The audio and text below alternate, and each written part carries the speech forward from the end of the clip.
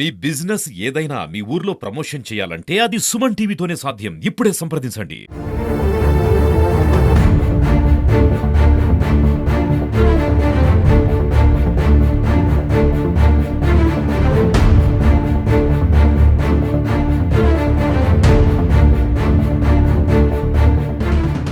తిరుపతిలో నిన్న అర్ధరాత్రి నుంచి కుండపోత వర్షం కురుస్తోంది. పలు కాలనీలు ఇప్పటికే జలమయమయ్యాయని చెప్పుకోవచ్చు. ఏదైతే లక్ష్మీపురం సర్కిల్ వద్ద మనం సిచ్యువేషన్ చూడొచ్చు. అసలు వాహనాలు వెళ్ళడానికి వీలు లేనటువంటి పరిస్థితుల్లో ఈ రకంగా వర్షపు నీరు నిల్చుండదో చూడొచ్చు.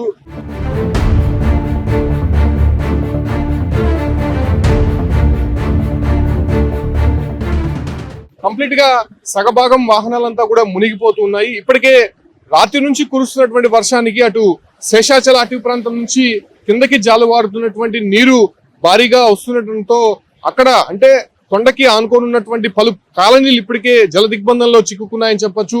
జేసీబీలతో ఇక్కడ వాటర్ ని కొంత క్లియర్ చేసేటువంటి ప్రయత్నం చేస్తున్నారు. అయినప్పటికీ కూడా వాటర్ పై నుంచి వచ్చేటువంటి నీరు ఇక్కడ ఆగిపోతున్నటువంటి పరిస్థితి చూడొచ్చు. కారు టైర్లు కూడా పూర్తిగా మునిగిపోతూ అంటే మోకాళ్ళ లోతు నీళ్లు ఇక్కడ చేరుకున్నటువంటి సిచ్యువేషన్ అయితే చూస్తున్నాము. ఒక బస్సు కూడా అక్కడే నిలిచిపోయి ఉంది.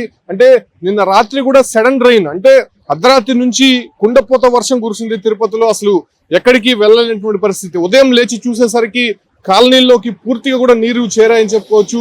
చాలా కాలనీలు కూడా ఇదే సిచ్యువేషన్ అయితే తలపిస్తూ ఉంది. ఇంకా వర్షం కురుస్తూనే ఉంది. ముఖ్యంగా తిరుమలలో అయితే ఇప్పటికే పలు అంటే భక్తులకు సంబంధించి కావచ్చు అంటే స్థానికులు కొంత ఇబ్బందులకి గురవుతున్నారు. ఘాట్ రోడ్ లో వెళ్ళేటువంటి వాహనాలు కూడా కొంత రిస్క్ తీసుకుంటున్నటువంటి పరిస్థితి చూడొచ్చు. అంటే మెయిన్ జంక్షన్ ఇది లక్ష్మీపురం సర్కిల్.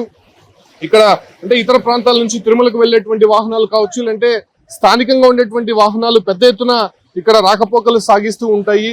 ఇంత మెయిన్ రోడ్ లోనే ఈ రకంగా పెద్ద ఎత్తున వర్షపు నీరు చేరడం, అదే రకంగానే వాహనాలు ఇటుగా వెళ్ళలేనటువంటి పరిస్థితులు నెలకొన్నాయి.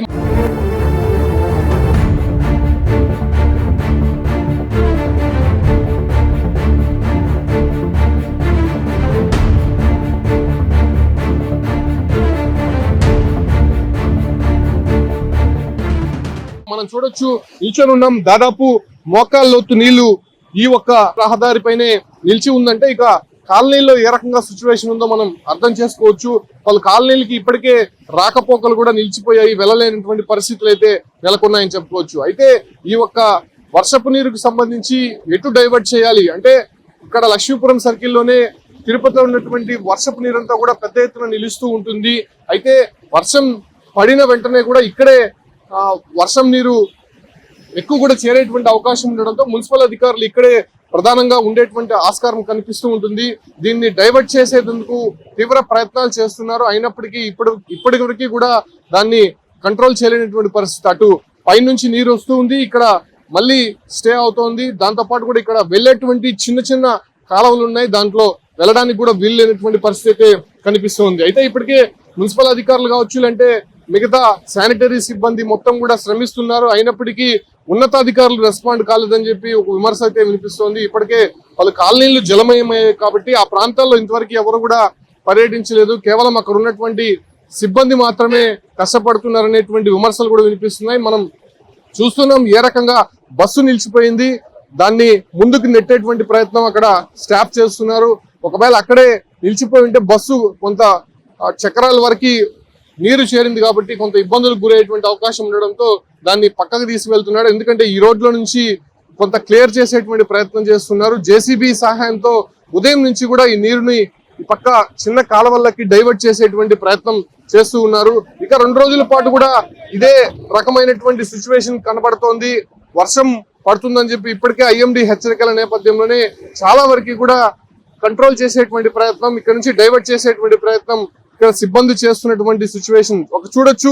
ఒక సముద్రపు అలలు ఏ రకంగా కొడుతున్నాయో ఆ రకమైనటువంటి ఫీల్ ఇక్కడ కలుగుతోంది. పెద్ద ఎత్తున చెరువులను తలపిస్తోంది రోడ్డు అంతా కూడా.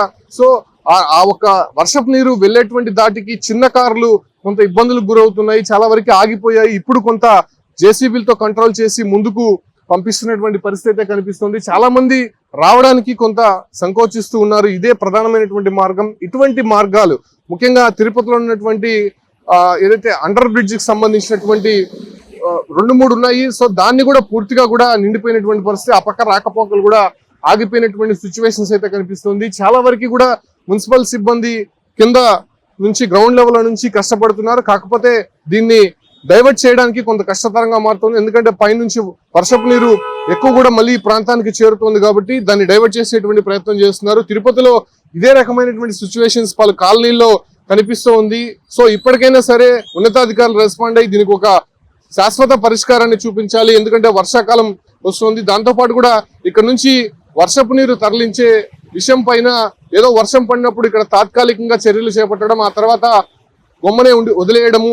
సో ఈ రకంగా వర్షపు పడినప్పుడంతా కూడా ఇబ్బందులు అయితే ఎదుర్కొంటున్నటువంటి పరిస్థితి కనిపిస్తుంది. సో నిన్న రాత్రి నుంచి కూడా ఎడతెరపు లేకుండా వర్షం కుండపోతగా కురుస్తున్నటువంటి నేపథ్యంలోనే తిరుపతిలో ఉన్నటువంటి ప్రజలంతా కూడా కొంత ఇబ్బందులకు గురవుతున్నారు. ఇప్పటికే పాఠశాలకు వెళ్ళేటువంటి విద్యార్థులు కావచ్చు, లేకపోతే ఆఫీసులకు వెళ్ళేటువంటి వారందరూ కూడా కొంత లేట్ అయినటువంటి పరిస్థితి కనిపిస్తుంది. కొన్ని రహదారులు అదే రకంగానే రోడ్స్ అన్ని కూడా బ్లాక్ అయ్యాయి కాబట్టి సో దాన్ని క్లియర్ చేస్తే గానీ కొంత ట్రాఫిక్ క్లియర్ అయ్యేటువంటి అవకాశం అయితే లేదని చెప్పొచ్చు. సో ఈ రకంగా తిరుపతిలో ఉన్నటువంటి పలు కాలనీలు, పలు రోడ్లంతా కూడా జలమయమయ్యి చెరువులను తలపిస్తున్నటువంటి పరిస్థితి తిరుపతిలో కనిపిస్తోంది.